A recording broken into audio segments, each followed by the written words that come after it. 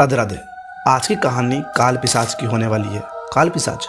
अरे नहीं भाई, ये कोई चॉकलेट का नाम नहीं है, ये भूत प्रेत का नाम है। आज की कहानी आपको डरा सकती है। मैं पहले बता दूं आपको, आज की कहानी के अंदर आपको पता लगेगा कि काल पिशाच एक ऐसा प्रेत है जो कि खून से प्यार करता है। खून किसका? इंसान का खून। अब आपको कहानी के अंदर पता लगेगा कि मैं किस चीज़ की बात कर रहा हूँ। पर छोटा सा काम कर दो, सब्सक्राइब कर दो, बस कहानी शुरू हो गई है वापिस। एक लड़का होता है विवेक नाम का, जो कि अपने गांव के अंदर पिछले 7 साल से नहीं आया था। वो अभी भी नहीं आता, पर वो उसकी दादी की तबीयत खराब हो गई है, इसलिए उसको आना पड़ा। अब वो जब गाड़ी से आ रहा था तो बारिश हो रही थी हल्की हल्की, और वो मन ही मन सोच रहा था कि पिछले 7 साल से मैं यहाँ पर नहीं आया, पर यहाँ पर होगा क्या इतना। वो तो मेरी दादी की तबीयत खराब हो गई इसलिए मुझे यहाँ पर आना पड़ा, पर मैं नहीं आता। पर यार, गाँव तो काफ़ी अजीब सा हो गया होगा ना, चलता हूँ। वो दादी के घर पहुँच जाता है।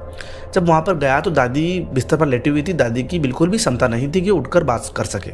दादी के पास एक नौकरानी थी, वो काम करती थी दादी के पास। अब विवेक आ गया, अब दादी की सेवा विवेक करेगा। अब विवेक क्या करता है, दादी के पास जाकर दादी के पैर दबाने लगता है। दादी को एकदम से पता लग गया कि कोई तो आया है, क्योंकि दादी को नींद आ रही थी। वो देखती है दादी की, अच्छा उसका पोता आ गया, तो पोता दादी से बात करता है। दादी पहली चीज़ मुँह से यही निकालती है कि बेटा उस घर की तरफ मत जाना, अंधेरा अभी भी जिंदा है। विवेक कहता है दादी कौन सा अंधेरा, कौन सा घर? दादी कहती है वही घर। कौन सा घर दोस्तों, आपको भी पता नहीं लगा? मैं बता दूंगा आपको आगे। कहता है ठीक है दादी, मैं नहीं जाऊंगा। सुबह होती है। सुबह होने के बाद उस घर के अंदर चारों तरफ बच्चे खेल रहे थे। उन्हीं बच्चों में से एक बच्चा गायब हो जाता है, और गायब होने के बाद पूरे गांव में हाहाकार मच जाता है। पूरे गांव वाले चिल्ला रहे थे, रो रहे थे। गांव वाले नहीं, उस बच्चे के माँ बाप वही रो रहे थे बस। गांव वाले सिर्फ परेशान हो रहे थे। गांव वाले यही कह रहे थे कि फिर नवंबर आ गया और फिर एक बच्चा गायब हो गया। दोस्तों नवंबर है तो खराब ही, इंडिया वर्सेस ऑस्ट्रेलिया। नहीं, आपके जख्मों पर नमक नहीं डालता मैं। उसके बाद पूरे गांव के अंदर एक ही बात थी, वो फिर उस बच्चे को ले गया, फिर वो उस बच्चे की बलि देगा। विवेक परेशान हो जाता है, कौन ले गया और कौन बलि देगा, ये क्या चल रहा है। उसको एक चीज़ समझ में आ गई थी कि ये आदमी जिस चीज़ का विरोध नहीं कर रहे, वो इंसान तो नहीं है, वो कोई बाहर दुनिया का आदमी है। वो बिना सोचे समझे पंडित जी के पास चला जाता है। पंडित जी कहते हैं कि बेटा उस घर के अंदर 8 दीवारें नहीं, वहाँ पर कोई और भी रहता है। उस घर के अंधेरे के अंदर एक पिशाच रहता है, काल पिशाच, और वो खून का प्यासा है। विवेक कहता है कि पंडित जी इसका कोई इलाज तो होगा ना, इसको कंट्रोल कैसे किया जा सकता है? पंडित जी कहते हैं कि बेटा उसको सिर्फ इलाज वही कर सकता है जिसके खून से वो जन्मा है।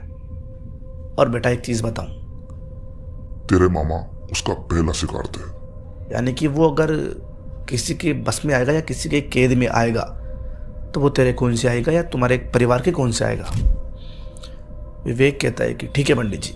विवेक को पंडित जी बताते हैं कि तुझे तांत्रिक विद्या से कुछ करना हो तो वही कर सकता है। अगर तू बिना सोचे समझे वहां पर गया तो भी गायब होकर रह जाएगा।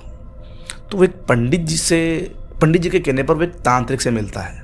तांत्रिक ने बात करी और तांत्रिक उस जगह पर गए, उस घर के अंदर गए। जब उस घर के अंदर गए तो वहां पर सब कुछ उल्टा था। अंधेरा भी था बहुत ज्यादा। उल्टा मतलब उल्टा ऐसे कि उस जगह पर घड़ियां उल्टी चल रही थी, दरवाजा उल्टा था, कुर्सियां उल्टी टकी हुई थी। पंडित जी और विवेक सब कुछ देख ही रहे थे, तभी उनको एकदम से चारों तरफ से चीख सुनाई देती है। चीख एक बच्चे की, वही बच्चा जो भी गायब हुआ था थोड़ी देर पहले। अब उस बच्चे की जब हालत देखी गई तो इनके भी रोंगटे खड़े हो गए। वो बच्चा रस्सी के माध्यम से बंधा हुआ था अंधेरे के अंदर और बहुत जोर से चिल्ला रहा था। विवेक उस बच्चे के पास जाता, उससे पहले अंधेरे के अंदर से एक परछाई उठती है और उठकर एकदम सामने आ जाती है, बिना आंखों वाला काल पिशाच। अब काल पिशाच इतना भयानक कि उसको देखकर रोंगटे खड़े हो जाए। काल पिशाच ने कहा कि तुम फिर आ गए, अब मैं तुम्हें नहीं छोड़ूंगा। फिर विवेक कहता है कि तेरे अंधेरे में प्रकाश से एक किरण ही काफी है। वो ऐसा कहता है। पता नहीं इस टाइम पर कहाँ से मोटिवेशन आया, पर उसको आ गया ठीक है, आ गया हो जाता है, आ जाता है इनको कहीं कहीं से। मेरे को क्या, किसी को भी नहीं आता। एक बार बताओ, सामने कोई पिशाच खड़ा है, उसके सामने तुम्हें मोटिवेशन की चीज़ें याद आएगी? तेरे अंधेरे के अंदर एक प्रकाश की किरण ही काफ़ी। अरे नहीं मेरे भाई, लपटा दिए जाओगे। अभी आप अपनी कहानी को कंटिन्यू करते हैं। वो कहता है ठीक है, अब मैं निपटाता हूँ तुमको। वो क्या करता है, मेरी बात सुनना।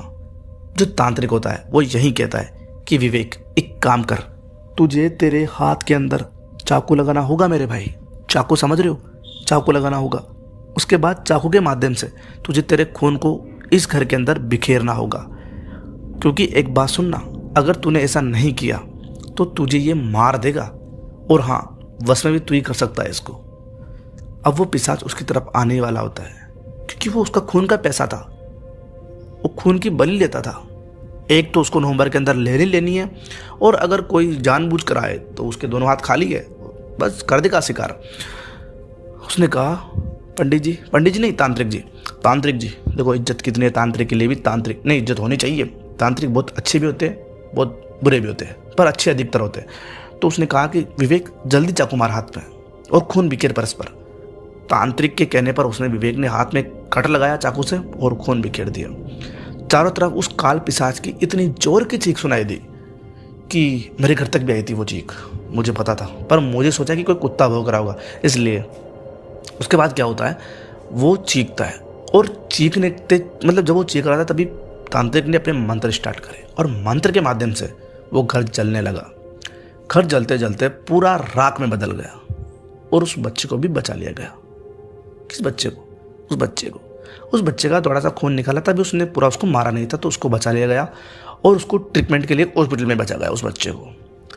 अब वो घर पूरा जलकर राख हो गया था। सुबह होती है सुबह, आपके यहाँ भी होती है, सबके यहाँ होती है। उसके बाद क्या होता है, दादी बैठी हुई थी अपने घर के बाहर, और नहीं, दादी की अब क्षमता ठीक हो गई है। ये एक दिन की बात नहीं है दोस्तों, मैं आपको पहले बताऊं, इसको करीब 15-20 दिन हो गए इस चीज़ को चलते हुए, ठीक है।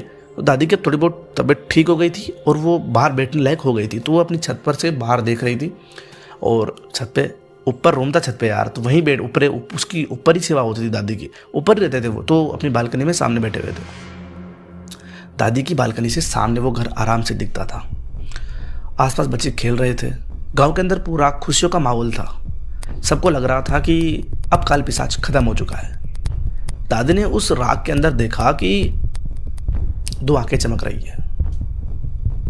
दोस्तों, अंधेरा कभी खत्म नहीं होता, वो सो जाता है, ठीक है। मैंने इतनी भयानक चीज़ कह दी आपको आवाज़ में, जिसे आप डर ही जाओगे। आप डर ही नहीं सकते, क्यों? क्योंकि आप बहुत बहादुर हो।